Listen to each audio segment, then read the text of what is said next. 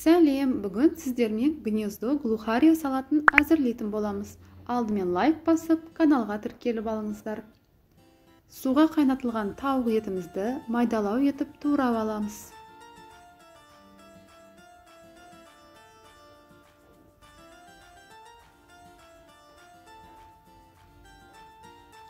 Қиярларымызды майда етіп тураймыз.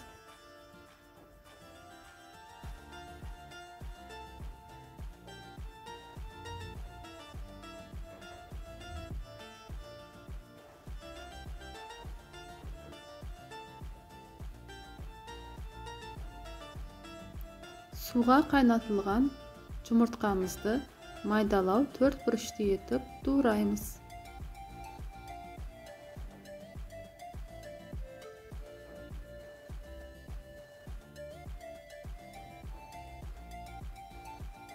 Жарты шай қасық тұз саламыз.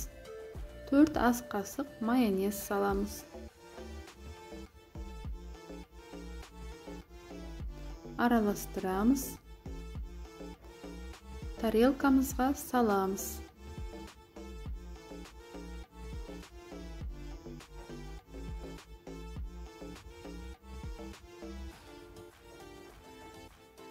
Күрекшемен шеттерін жөндеп, бетін тегістейміз.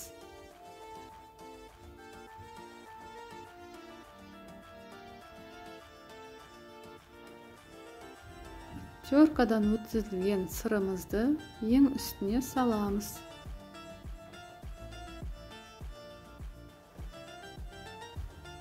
Ең үстіңгі қабатына майдалау етіп қуырылған картопымызды саламыз.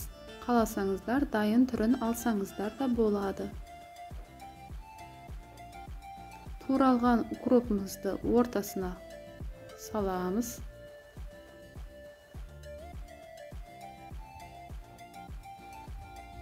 Ортасына, ең төбесіне бөдене тұқымын қоямыз. Қаласаңыздар, жұмыртқаның сарысын да қолдасаңыздар болады. Салатымыз дайын. Нағыз мерекелік салат. Міндетті түрде дайындап көріңіздер. Каналға тіркелуді ұмытпаңыздар.